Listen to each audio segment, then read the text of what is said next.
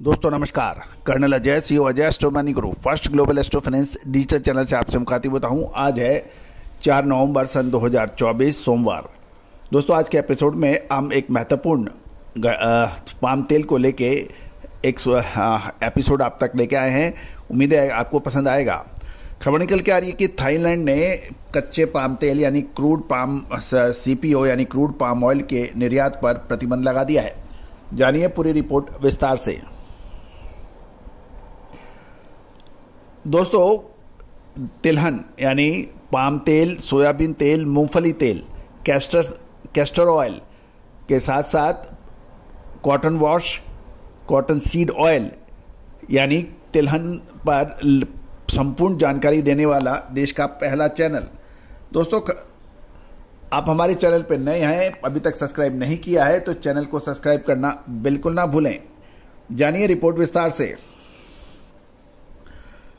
Bangkok से खबर निकल के आ रही है कि थाईलैंड के वाणिज्य मंत्रालय के अनुसार सूखा और पाम के वृक्षों में बीमारी के कारण CPO के निर्यात पर प्रतिबंध लगा दिया गया है, क्योंकि थाईलैंड को पाम तेल के उत्पादन में कमी की आशंका दिखाई दे रही है। थाईलैंड के उपभोक्ताओं की सुरक्षा एवं पर्याप्त सप्लाई को बनाए रखने के कारण कच्चे पाम तेल के निर्यात पर अस्थायी यानी टेम्परेरी प्रतिबंध लगा दिया गया है।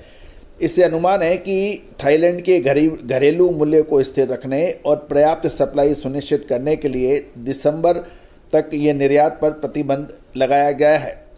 गौरतलब है कि कच्चा पाम तेल का स्टॉक 2 लाख टन होने से एसोसिएशन ने स्थिति सुधार होने तक निर्यात स्थगित रखने की प्रतिबद्धता दिखाई है तथा जनवरी 2025 में दोबारा थाईलैंड अपनी स्थिति को रिवैल्यूएट करेगा और उसके बाद कोई निर्णय होगा।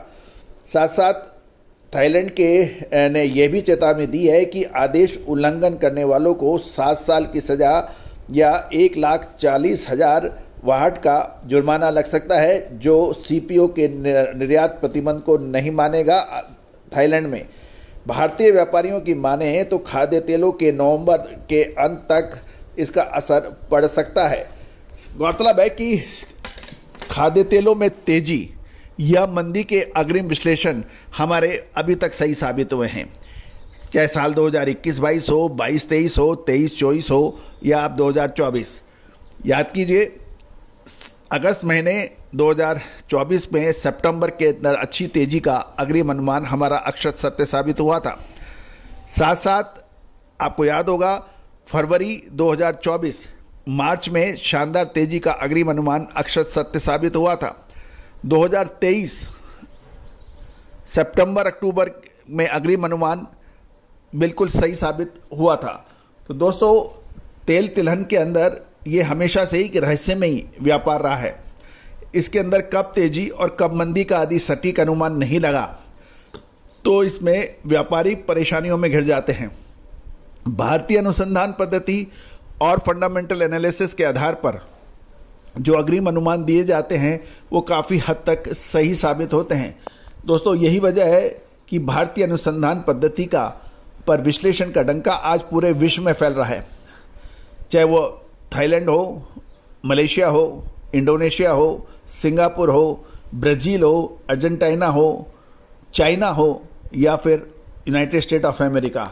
आज भारतीय अनुसंधान पद्धति के आधारित और फंडामेंटल के आधार पर जो विश्लेषण आज हमारे चैनल से पूरे विश्व में प्रोवाइड किए जा रहे हैं और भारतीय अनुसंधान पद्धति का पहली बार ये डंका बज रहा है कि पिछले 2 साल में सबसे ज़्यादा भारतीय अनुसंधान पद्धति के विश्लेषण पर पूरे विश्व को विश्वास हो रहा है।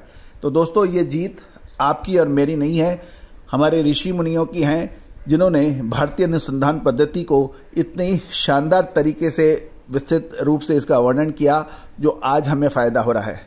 दोस्तों विदेशी आक्रमणकारियों ने पिछले कई सैकड़ों सालों से हमारे इस पद्धति को, भारतीय ज्ञान विज्ञान को नष्ट करने का पुरजोर प्रयास किया था और ये पद्धति छिन्न भिन्न हो गई थी। लेकिन हमारे 25 सालों के निरंतर प्रयास का रंग ला रहा है कि आज भारतीय अनुसंधान पद्धति का डंका पूरे विश्व में फैल रहा है। तो दोस्तों, आप भी इसका फायदा उठाना चाहते हैं तो आप संपर्क कर सकते हैं, नंबर स्क्रीन पे दिया गया है। All the best, good luck, happy trading.